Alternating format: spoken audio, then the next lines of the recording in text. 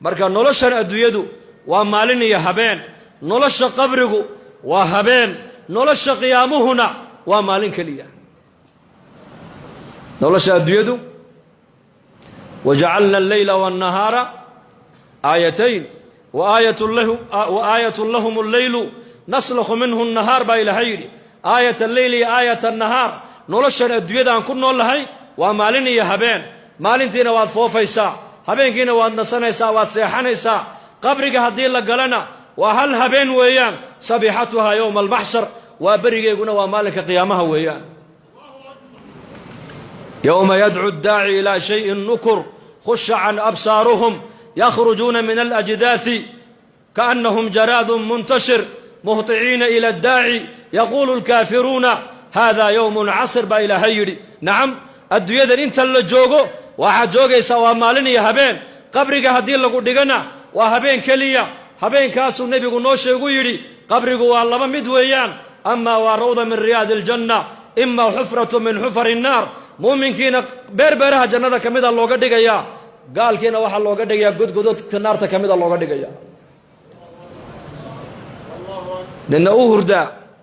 oo 70 sano adduunyada uu soo daalay ayaa la leeyahay halka ha ku daalo ha ku nasto min aadam alayhi salaam laga bilaabo ila joogadeena wixii adduunyada bini aadam soo maray caalamul barzakh bay ku jiraan inna way hurda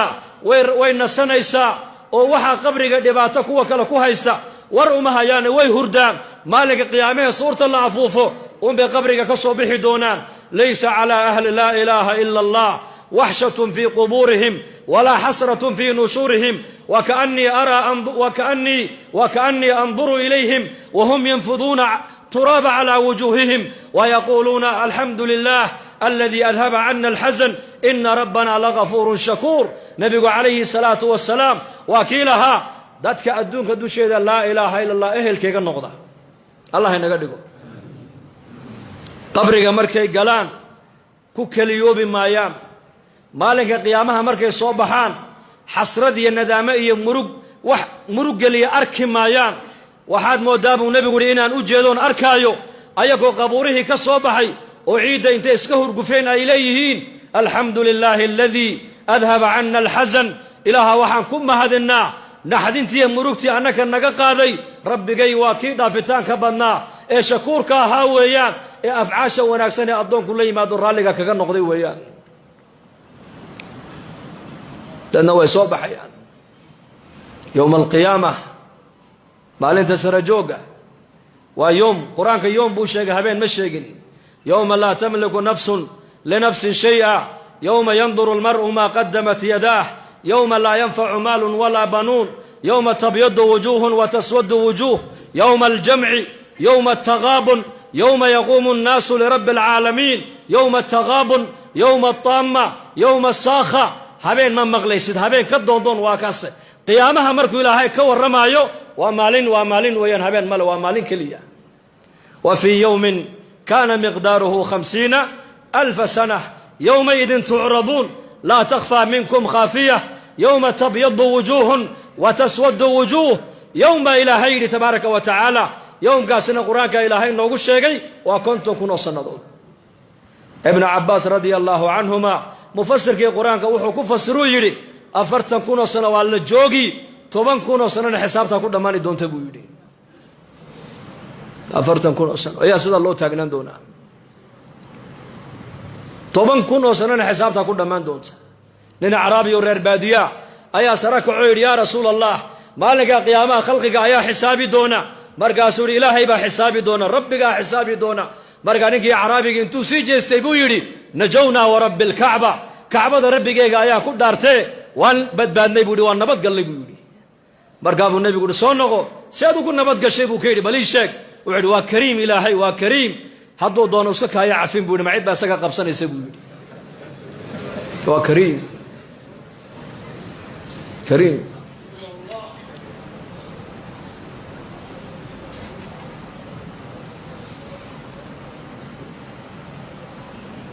ما منكم من أحد إلا سيكلمه ربه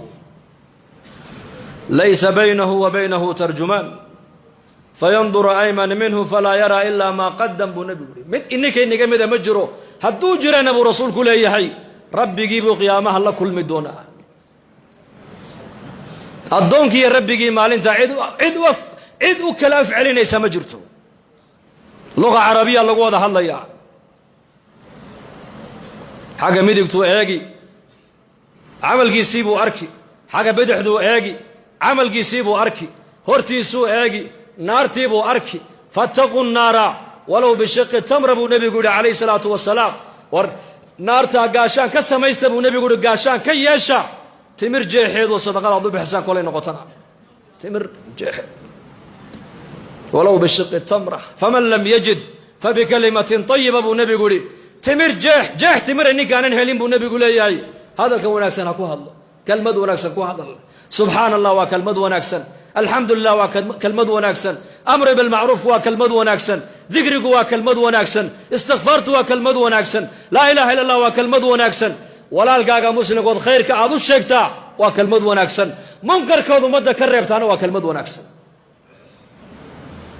kalimatu tayibatu sadaqa buu nebigu yihi caaisha radia allahu canha uma almu'miniin ayaa tidhi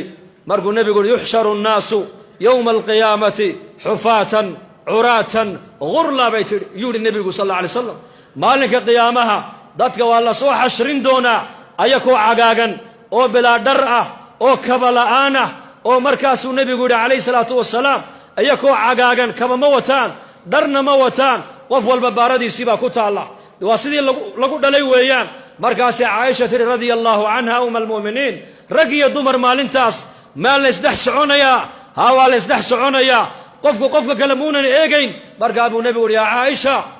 qofku qofka ag socda maalintaasi ma nin baa ma gabadh baa ma naag baa maba eegaya buu rasuulku yidhi hamigaa ma jiro buu yidhi hortiisa waxaa taalla naartii jahannama qofka cataa asulami raximahullah ninka la odhan jiray wuxuu ahaa nin murug badan buu ahaa murug badan salafu saalix 30 sano baa la yidhi ninkaasi dhulka mooyaane cirka ma eegin markaasaa lagu yidhi murugtan badan waa maxay baa lagu yidhi ma dadkani waxay ogaan baad adigu ogaatay baa laga yidhi dadka aniga waxba igama geline taydan anigu aan ka hadlayaa waxaan inii sheegayaa almowtu fii cunuqii geeridii baa qoorta ii sudhan waalqabru beytii halka lay dhigayana waa qabriga weeyaan waalqiyaamatu mawqifii meesha lay joojinayana waa banka qiyaamo weeyaan wa cala siraati tariiqii waddada lay marin doonana waa jidka siraad weeyaan wa rabbii laa adri maada yafcalu bii rabbigay wuxuu igu samayn doonana kama warqabi buu yidhi anigu intaasoo marxala ninka ay sugayso isagu hadduu qosle ha qosle buu yidhi anu taydaan ka warramayaa buu yidhi intaan noolahay oohin baa nolosheeda ku dhammaysan buu yidhi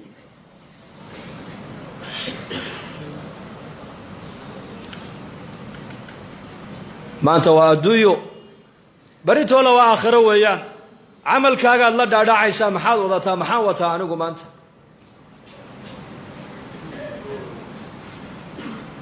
um almu'miniin caaisha radia allaahu canha shiddada qiyaamada markuu nabigeennu ka warramay calayhi salaatu wasalaam ayay tidhi yaa rasuula allah maalinka sara joogga ayaa u adkaysan karaya bay ku tidhi man yaqwa ayaa karaya bay ku tidhi 50 kun oo sannadood markaa buu nebigu yidhi caaisha qofka muuminka iimaanka leh ee adduunyada dusheeda ilaahay ku soo adeecay waa loo fudaydin salaada faradka intaad tukataan in laag baa banka qiyaama looga dhigi buu yidhi inteen tukanay salaaddii maqrib 5 daqiiqo 12 daqiiqo 13 daqiiqo muuminka iimaanka leh ee adduunyadan intuu jooga ka sahay qaatay ee ilaahay tabaaraka wa tacaala agtiisa wax sii dhigtay ee aakhirada ku sii xisaabtamay ee tallaabaduu qaadayaba eega aakhiradiisa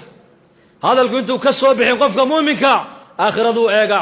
dhaqaalihiisa intuunan bixin aakhiradu eega meeshuu marayo aakhiradu eegaya meesha aan u socdaa ma meel aakhiradeeda iga dhaawacaysaba mise waa meel aakhiradeeda waxay taraysa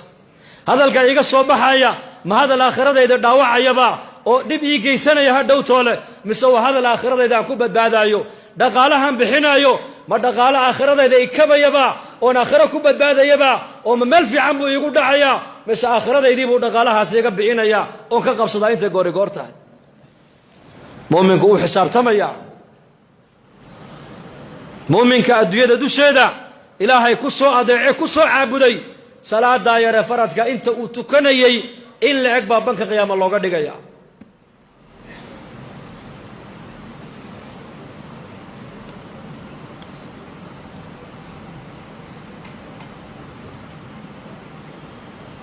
dadkii ilaahay yaqaanay daraariya habeen aakhirada hortaalla iyaka aakhiradu qofka hadday hortaalla maxay aakhiradu kugu saamaynaysa noloshaada aakhirada maxay kugu reebaysaa ma taqaanaa waxaad doonta ku hadli kari maysid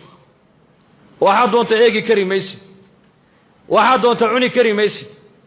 sidaad doonta u noolaan kari maysid waayo dareenka aakhirada qalbiga hadduu galo dareenkaasaa xumaanta o dhan kaa joojinaya wanaag o dhan kuu diraaya